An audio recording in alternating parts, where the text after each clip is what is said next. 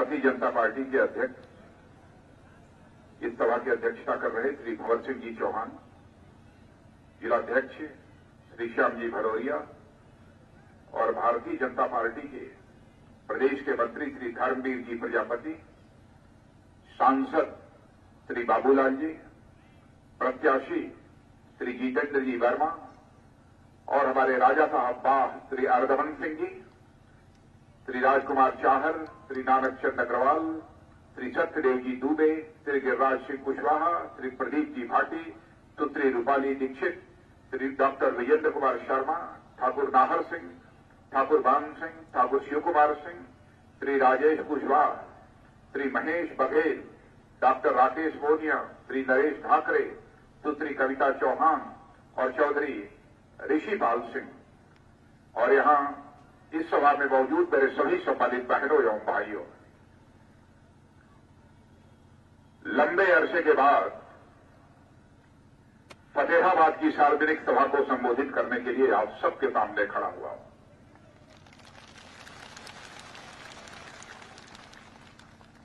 आप सब लोगों ने फूलों की हार पहनाकर स्वागत किया है,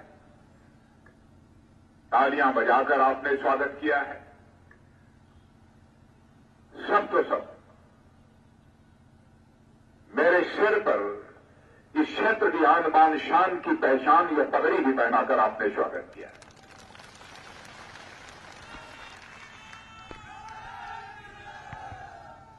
चांदी का मुकुट भी पहनाकर आपने स्वागत किया।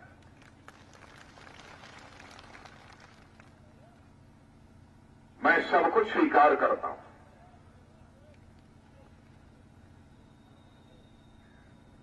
लेकिन जो चांदी का मुकुट है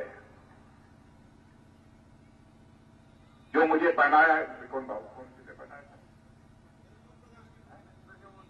था? ब्रिजमोहन जी प्रधान। तो यह चांदी का मुकुट जिलाध्यक्ष के हवाले श्री भंवर सिंह जी चौहान के हवाले मैं करता हूं, या हम श्याम भदौरिया जी के हवाले करता हूं,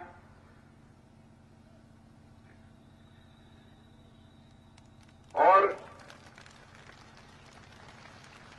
इस विश्वास के साथ इसे हवाले करता हूं कि क्षेत्र के सबसे गरीब परिवार की कोई बेटी शादी होने के बाद यदि घर से विदा हो रही हो और उसके पांवों में चांदी की भी पायल न हो, तो यह मुकुट तोड़कर उसके पांवों की चांदी की पायल बनवा दी जानी चाहिए, इसलिए मैं हवाले करता हूं। और साथ ही साथ हम सभी भारत के नागरिक हैं, भारतीय परंपराओं में यकीन करने वाले हम सब सारे लोग हैं। भारत की परंपरा में ही हम पले हैं, पढ़े हैं। तो आपने स्वागत किया, मैं भी अपनी तरफ से उसी भारतीय परंपरा को ध्यान में रखते हुए शीश झुकाकर आप सभी का हार्दिक अभिनंदन करता हूं, आप सभी का मैं स्वागत करता हूं। मेरे बहनों भाइयों, आप जानते हैं उत्तर प्रदेश यह हिंदुस्तान का सबसे बड़ा राज्य है और उत्तर प्रदेश की राजनीति भारत के राजनीति की दशा और दिशा दोनों को प्रभावित करने का काम करती है। आपने देखा कि 2014 का जो लोकसभा का चुनाव था, उस चुनाव में जो आपने करिश्माई काम किया है, क्या आपने भारतीय जनता पार्टी की झोली इस उत्तर प्रदेश में कमल के फूल से लबालब भर देने का काम किया है, जिसके परिणाम स्वरूप देश में स्पष्ट बहुमत के साथ भारतीय जनता पार्टी की सरकार बनी है। आप लोगों ने यदि समर्थन, यानी उत्तर प्रदेश की जनता ने समर्थन न दिया होता, इतनी लोकसभा सीटों पर भारतीय जनता पार्टी को जीत हासिल न हुई होती, तो केंद्र में पूरे बहुमत के साथ भारतीय जनता पार्टी की सरकार नहीं बन सकती। आजाद भारत के इतिहास को उठाकर आप देखें तो आजाद भारत के इतिहास में कभी भी किसी गैर कांग्रेस राजनीतिक पार्टी को भारत की संसद में स्पष्ट बहुमत नहीं मिला। पहली बार यदि मिला है तो 2014 में मिला है और उत्तर प्रदेश की जनता के कारण मिला है। इसलिए मैं अपनी तरफ से आप सबके प्रति आभार व्यक्त करता हूं। सरकार बन गई है, 2.5 वर्षों का समय भी गुजर चुका है। स्वाभाविक है, लोग यह सोचते होंगे कि सरकार ने यह किया, यह थोड़ा कम किया, यह अधिक किया। हमारे विरोधियों का जहां तक सवाल है, हमारे राजनीतिक विरोधी यह कहेंगे सरकार ने यह काम तो कर दिया लेकिन यह काम नहीं किया। लेकिन मेरे बहनों भाइयों, इतनी बात मैं दावे के साथ कह सकता हूं, भारत ही नहीं, दुनिया का कोई व्यक्ति भी उंगली उठाकर नहीं कह सकता है 2.5 वर्षों से केंद्र में नरेंद्र भाई मोदी के नेतृत्व में काम करने वाली सरकार के किसी भी मंत्री के दामन के ऊपर कोई भ्रष्टाचार की दाग लगी हुई हो, यह कोई नहीं कह सकता। इसके पहले भी आपने सरकारें देखी हैं। कांग्रेस की सरकारें होती थी, 1000 करोड़ 100 करोड़ ये भ्रष्टाचार नहीं, लाखों करोड़ के भ्रष्टाचार के मामले प्रकाश में आते थे। यहां तक कि केंद्र के मंत्रियों को भी जेल की हवा खानी पड़ी है, लेकिन हमने आपका मस्तक नहीं झुकने दिया है। और इतना ही नहीं, दुनिया का कोई व्यक्ति सच्चाई को नकार नहीं सकता है कि आजाद भारत के जहाज पे आदरणीय अटल बिहारी वाजपेयी के बाद भारत का मस्तक यदि किसी भारत माता के सपूत ने नहीं झुकने दिया है तो भारत माता के सपूत का नाम है नरेंद्र भाई मोदी। आपने देखा कि आज के कुछ ही महीने पहले उरी में हमारे सेना के जवानों पर घात लगाकर रात के समय, सोते समय पाकिस्तान के आतंकवादियों ने आकर हमला किया। हमारे 70 बहादुर सेना के जवानों की जाने चली गई, सोए हुए में हमला किया। तुरंत हम लोग बैठे, प्रधानमंत्री जी ने बैठक बुलाई, 2-4 लोग हम लोग बैठे और यह हुआ कि इसका मुंहतोड़ जवाब दिया जाना चाहिए। और आप लोगों ने देखा कि उसके बाद हमारे बहादुर सेना के जवानों ने वक्त करिश्माई काम कर दिखाया कि हम अपने दुश्मन को केवल इस पार ही नहीं मार सकते, जरूरत पड़ी तो हम उस पार भी मार सकते हैं। यह करके हमने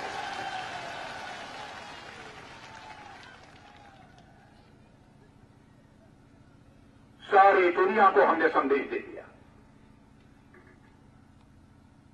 कि हम किसी को छेड़ेंगे नहीं, लेकिन जो हमें छेड़ेगा उसे हम छोड़ेंगे भी नहीं। ये सारे दुनिया को हमने संदेश दिया। वैसे ही आपके आज के 4 महीने पहले आपने अखबारों में भी पढ़ा होगा और साथ ही साथ टेलीविजन के पर्दे पर भी आपने देखा होगा, पाकिस्तान में दुनिया के कई देशों का एक सम्मेलन था, सार्क सम्मेलन। उसमें मुझे भी जाना था। मैंने कहा मैं नहीं जाऊंगा, लेकिन कुछ ही दिनों के बाद जब 2 दिन का समय बच गया तो हमारे अधिकारियों ने हमें खबर दी कि साहब पाकिस्तान की धरती पर प्रधानमंत्री और आपके बारे में खिलाफ नारे लगाए जा रहे हैं, प्रधानमंत्री और गृह मंत्री, और यह कहा जा रहा है कि गृह मंत्री को हम पाकिस्तान में घुसने नहीं देंगे, और आतंकवादी सड़कों पर निकलकर नारे लगा रहे हैं। तब बहनों भाइयों, मैंने फैसला किया कि मैं जाने वाला तो नहीं था, लेकिन अब जरूर मैं पाकिस्तान की धरती पर जाऊंगा। और वहां मैं गया। जब वहां एयरपोर्ट पर मैं इस्लामाबाद में उतरा तो मिलिट्री के ऑफिसर्स आए और उन्होंने कहा कि सर, पहले तो आपको सड़क मार्ग से होटल जाना था जहां पर यह कार्यक्रम होना है, लेकिन सड़कों पर बहुत जुलूस निकले हुए हैं, कई स्थानों पर प्रदर्शन हो रहे हैं, थोड़ी कठिनाई होगी, इसलिए हम लोगों ने हेलीकॉप्टर की व्यवस्था की है, हेलीकॉप्टर से ही आपको हम होटल में ले जाएंगे।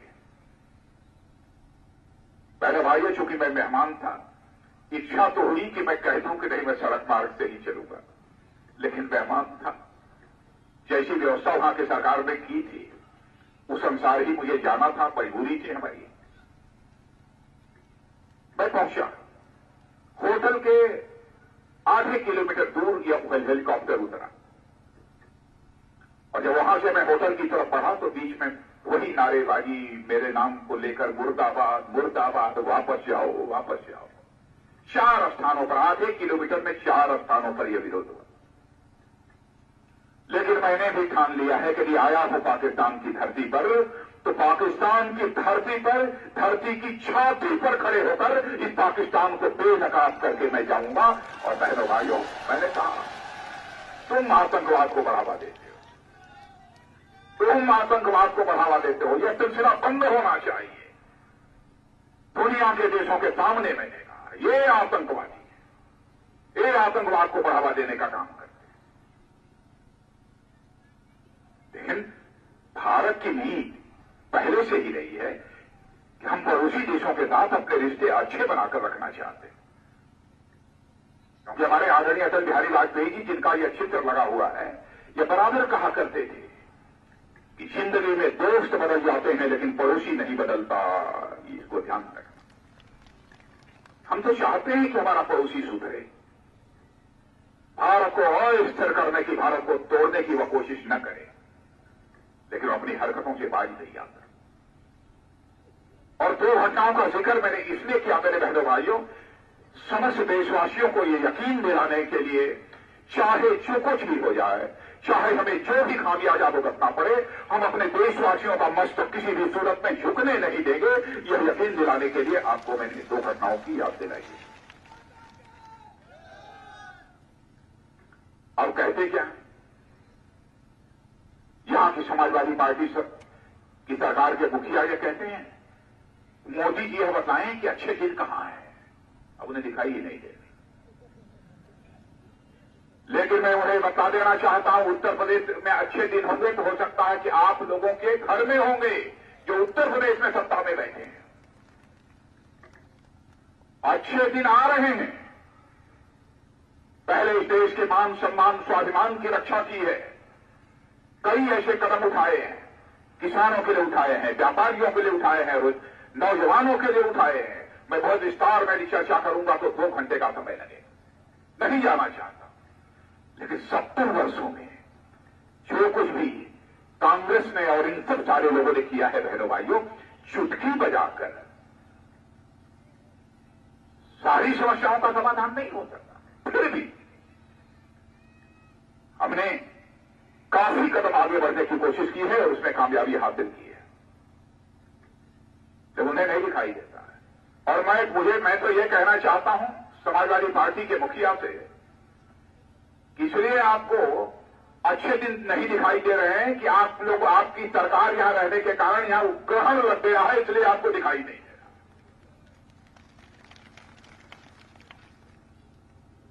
ललकारने को इतना ललकार रहे हैं और समाजवादी पार्टी ने कांग्रेस पार्टी के साथ गठबंधन कर दिया। गठबंधन, इसका मतलब वो स्वीकार कर चुके हैं कि अब समाजवादी पार्टी पहले जैसी समाजवादी पार्टी नहीं रही है, कमजोर हो गई। अब वो भी कमजोर कमजोर के साथ हाथ मिला रहा है। अरे भाई, बैसाखी लगानी है तो मजबूत बैसाखी लगाओ, कमजोर बैसाखी लगाने से काम नहीं चलेगा।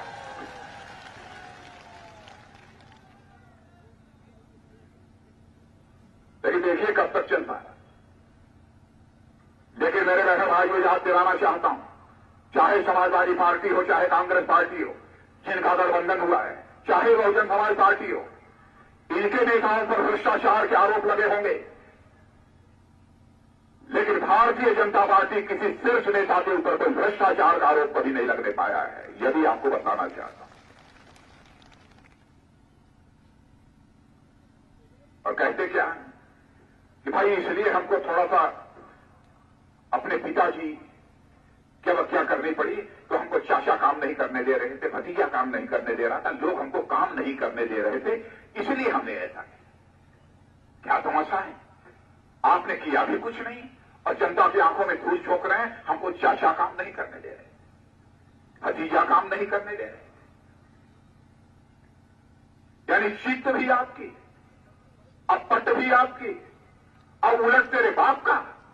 क्या तमाशा है?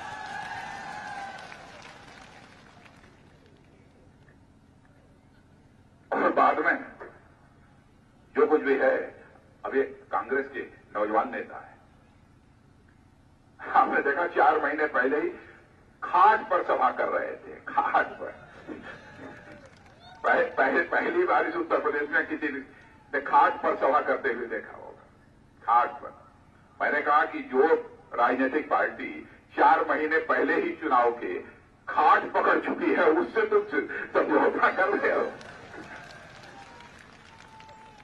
अरे उसकी खाट तो बहुत पहले ही खड़ी हो गई। यह हालत है इन लोगों की। और कहते क्या है कि हमने विकास 5 साल में बहुत कुछ किया है। मैं आपसे पूछना चाहता हूं, आपका विकास हो गया है खूब? ठीक था। आप सबसे पूछना चाहता हूं, विकास हुआ? आप सबसे विकास हुआ? मेरा भाई, इंसान झूठ बोल सकता है, आंकड़े झूठ नहीं बोल सकते। मैं आंकड़ों के आधार पर, हमारे आंकड़े नहीं हैं, हिंदुस्तान की मानी जानी एजेंसियों के आंकड़े कि जो इस राज्य की सकल घरेलू उत्पादन सरकार बनने के बाद लगभग 5.6% थी, वह 5 वर्षों तक सपा की सरकार रहने के बाद घटकर 3.6% रह गई है। यह विकास हो रहा है। कृषि विकास दर जब सरकार बनी थी तो लगभग 3% के आसपास था, अब वह घटकर 1.8% रह गया। यह विकास यहां पर हो रहा है। फिर ये कहते हैं कि विकास कर रहे हैं, विकास कर रहे हैं।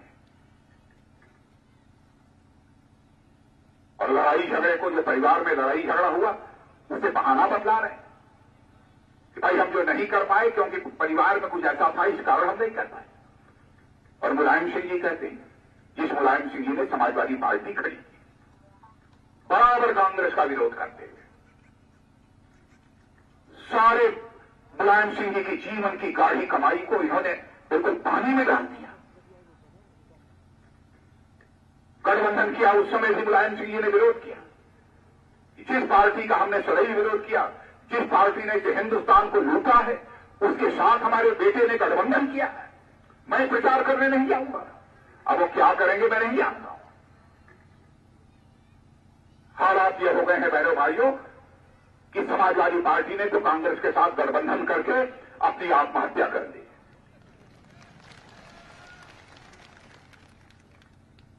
सत्ता के लिए इतने भूखे हैं, सत्ता के लिए इतने आतुर हैं, जैसे लगता है कोई व्यक्ति डिप्रेशन में चला जाए, वैसे यह पार्टी भी डिप्रेशन में चली गई और इस हद तक पहुंच गए। लेकिन आप लोगों के सब धानों की खरीद और तो सब ठीक ठाक करा दी नहीं। इस बार धान गेहूं जो कुछ भी हुआ है, सब खरीद वगैरह हो गई ठीक तरीके से सरकार के द्वारा कि नहीं हुई है? यहां ज्यादा क्या होता? धान गेहूं भी होता है ना? यहां होता है। आलू तो होता होगा, आलू तो खूब अच्छी कीमत मिल रही होगी। वाह, बहनों भाइयों, आपको याद दिलाना चाहता हूं, 2001 उत्तर प्रदेश का मुख्यमंत्री था, गाजियाबाद में आया था।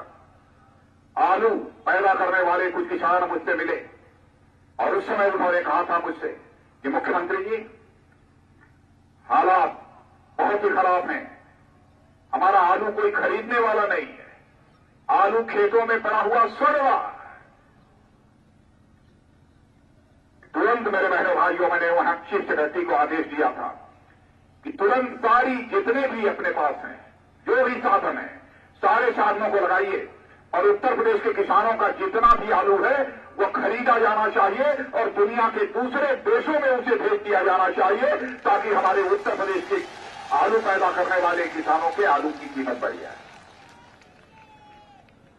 मैं पूछना चाहता हूं यहां के मुख्यमंत्री से, क्या आप इस काम को नहीं कर सकते थे? मैंने ऐसा न किया हो तो मैं कहूंगा अखबार वालों को कि आप लोग भी लिख देना कि राजनाथ सिंह झूठ बोल कर गए।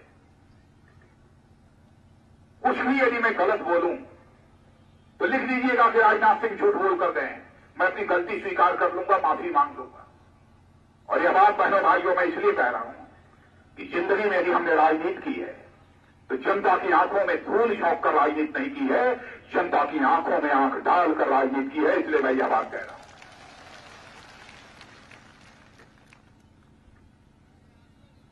अब खाद, 2 साल पहले खाद के लिए लाइन लगानी पड़ती थी कि नहीं?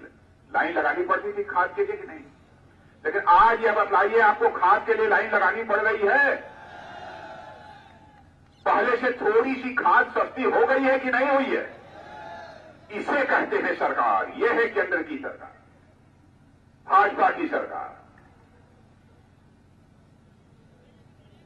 और कहते क्या है, जो नोटबंदी का फैसला हम लोगों ने लागू किया, कहते हैं कि नोटबंदी का फैसला लागू करके इस भारतीय जनता पार्टी की सरकार ने सारे देश को लाइन में खड़ा कर दिया।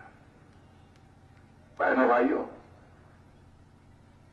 यदि लाइन में खड़ा किया होगा तो हो सकता है कुछ दिनों के लिए जनता खड़ी हो गई लाइन में, लेकिन आपने तो राशन की दुकानों पर लोगों को लाइन के लिए खड़ा कर दिया, कि राशन तेल के लिए लाइन पर खड़ा कर दिया, पेट्रोल पंप डीजल पंप पर लाइन में खड़ा कर दिया, गैस सिलेंडर के लिए लाइन में खड़ा कर दिया। आपने तो कई बार लोगों को खड़ा किया, लेकिन जो भी नोटबंदी का फैसला हमारे प्रधानमंत्री ने किया है, बहनों भाइयों, राजनीतिक लाभ के लिए फैसला नहीं किया है, यह फैसला किया है तो देश को बनाने के लिए फैसला किया। और मैं शीश झुकाकर आपके प्रति आभार व्यक्त करना चाहता हूं कि आप लोगों ने कुछ समय तकलीफ उठाई है, लेकिन सरकार के ऊपर आपने उंगली नहीं उठाई है, हमारी नीयत पर सवालिया निशान नहीं खड़ा किया। चर्चा तो बहुत होती थी, काला धन समाप्त होना चाहिए, काले धन की समानांतर अर्थव्यवस्था समाप्त होनी चाहिए। लेकिन मैं कांग्रेस के लोगों से, समाजवादी पार्टी के लोगों से पूछना चाहता हूं, बहुजन समाज पार्टी के लोगों से पूछना चाहता हूं, क्या आप लोगों ने इस दिशा में कभी कोई प्रयत्न किया?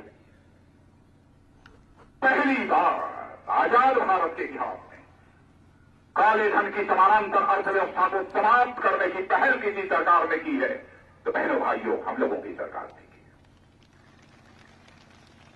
अमीर और गरीब के बीच की खाई बढ़ती चली जा रही थी, गरीब गरीब होता चला जा रहा था।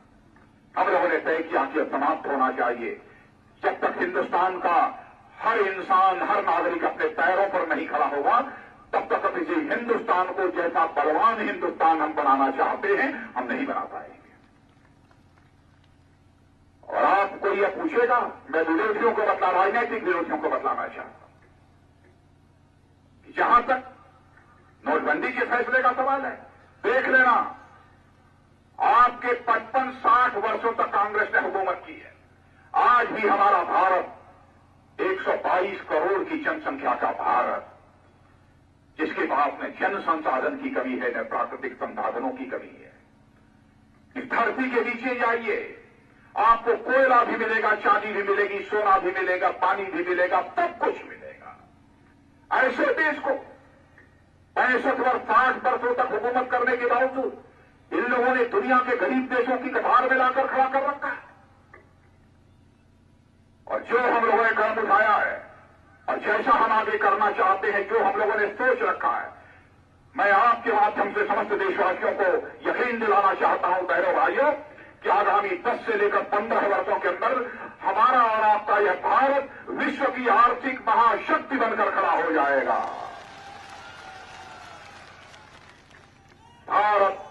भारत भिखारी भिखारी नहीं रह जाएगा। नौजवानों के लिए मुद्रा ऋण से रोजगार की व्यवस्था पहली बार किस सरकार ने की? 10 लाख रुपए का लोन सस्ते ब्याज दर पर 3 साल तक सारा टैक्स माफ। किसने किया है? मैं किसान भाइयों को यकीन दिलाना चाहता हूं, बराबर कर्ज मैं जानता हूं, कर्ज के कारण किसानों को सबसे बड़ा दर्द यदि किसान का होता है तो कर्ज का होता है, ऋण का होता है, सबसे बड़ा दर्द। रात को नींद नहीं आती। हम लोगों ने फैसला किया जितना भी हमारे उत्तर प्रदेश के किसानों का फसली ऋण है वो सरकार बनने के 3 महीने के अंदर माफ कर देंगे।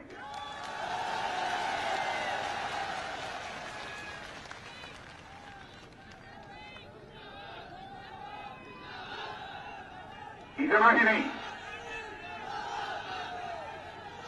इतना ही नहीं, इतना ही नहीं, इतना ही नहीं, आदरणीय अटल बिहारी वाजपेयी जी की सरकार में कृषि मंत्री रहते हुए जो मैंने काम किया है, भारत के इतिहास में पहली बार कृषि ऋण पर ब्याज दर कम करने का सिलसिला प्रारंभ किया था। बहनों भाइयों, आदरणीय अटल जी के आशीर्वाद से कृषि मंत्री रहते हुए मैंने प्रारंभ किया था।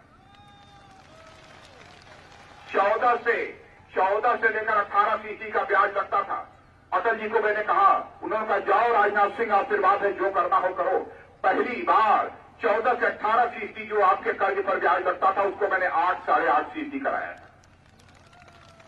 और उसके बाद 2006 में जब मैं राष्ट्रीय अध्यक्ष पार्टी का बन गया, अपने सारे मुख्यमंत्रियों को मैंने कहा कि आप कम करिए, 2006 की बात कर रहा हूं, कम करिए ब्याज किसानों के कर्ज पर, और जो आपको देना हो बैंक को दे दीजिए, लेकिन किसानों पर मत लगाइए। 4% से अधिक का ब्याज नहीं होना चाहिए।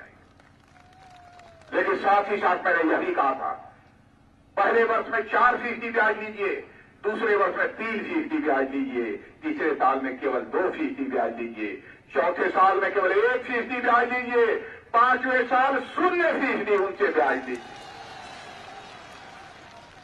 मध्य प्रदेश आपके बगल में है, पता लगा लीजिएगा। शिवराज सिंह जी चौहान के यहां भी मैं गया था, 15 लाख लोगों की रैली में यह घोषणा में लेकर आई। इसका पता लगा लीजिएगा, मिल रहा है वहां। तो आपसे भी कहना चाहता हूं कि आप भी जो फसली ऋण लेंगे, 1 साल तक 1 पैसा भी ब्याज नहीं लगेगा, 1 पैसा भी ब्याज नहीं लगेगा। लड़कियों की ग्रेजुएट तक की पढ़ाई मुफ्त, लड़कियों की ग्रेजुएट तक की पढ़ाई मुफ्त, लड़कों की कक्षा 12 तक की पढ़ाई मुफ्त।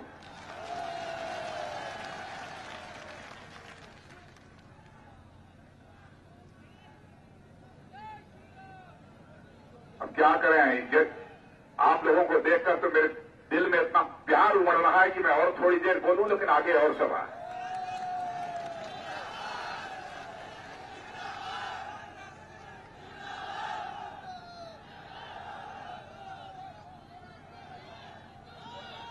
तो नहीं, अब नहीं, आगे छूट जाएगी, हमारा उड़न खटोला नहीं उतरेगा। मेरे नौजवानों, पुलिस की भर्ती हुई है, आगरा के नौजवानों की भर्ती हुई है कि नहीं? नहीं भर्ती हुई है। बताइए, पुलिस की भर्ती में इंसाफ हुआ है इस उत्तर प्रदेश के नौजवानों के साथ? इंटरव्यू के नाम पर कितनी धांधली हुई है, कितना पैसा हमारे जवानों ने दिया है, कितना घूस दिया है, हम सबको मालूम है। लेकिन मेरे जवानों, विश्वास दिलाता हूं, क्लास 3 और क्लास 4 की जो हम लोग नियुक्ति करेंगे सरकार बनने के बाद, कोई इंटरव्यू नहीं होगा, कोई इंटरव्यू नहीं होगा।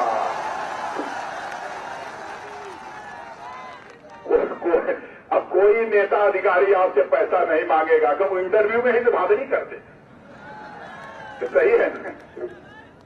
अच्छा, ये बतलाइए, आप लोग अब तक कोई सर्टिफिकेट हो, मार्कशीट हो, जाति प्रमाण पत्र हो, आज आप जाते थे विधायकों के पास, सांसद के पास, अधिकारियों के पास जाते थे कि नहीं? अब हम लोगों ने तय किया है, यह नौजवान तो हमारे देश का ही नागरिक है, भारत का भाग्य विधाता है, हम इस पर क्यों नहीं यकीन करें? इसलिए प्रधानमंत्री ने फैसला किया, जहां जहां बड़ी सरकारें आती जाएंगी, हम ऐसा करेंगे, अब उसे अधिकारियों और राजनेताओं के घर का दरवाजा नहीं खटखटाना होगा, बल्कि वह हमारा नौजवान अपनी सर्टिफिकेट पर, अपने मार्कशीट पर, अपने दूसरे जाति प्रमाण पत्र पर, आय प्रमाण पत्र पर स्वयं लिख देगा कि मैं इसे प्रमाणित करता हूं, नीचे दस्तखत बना देगा, वो प्रमाणित मान लिया जाए। लेकिन जब उसकी नियुक्ति हो जाएगी, तब अपना ओरिजिनल प्रमाण पत्र दिखाना होगा। नियुक्ति हो जाएगी तब, पहले दिखाना क्यों होगा? अधिकारियों नेताओं के दरवाजे नहीं जाना। कई ऐसे कदम हम लोगों ने उठाया है गरीब माताओं बहनों के लिए, उज्ज्वला, प्रधानमंत्री उज्ज्वला योजना के अंतर्गत केवल 1 वर्ष में 1.5 करोड़ गरीब परिवारों को हम लोगों ने एलपीजी गैस सिलेंडर मुहैया कराया है। 3 साल में 5 करोड़ परिवारों को हम मुहैया कराएं। कई ऐसे कदम उठाए। इसलिए मैं आप सबसे अपील करना चाहता हूं, दिल्ली में तो सरकार बना दी है आप लोगों ने, कुर्ता पहना दिया है दिल्ली में सरकार बनाकर। मरेठा जी कहते थे भाई दिल्ली की सरकार बन गई है, कुर्ता तो आप लोगों ने पहना दिया, लेकिन अब राज्य की सरकार बनाकर पायजामा भी तो पहना है। तो जितेंद्र वर्मा को जिता देंगे ना? पक्का? वाह,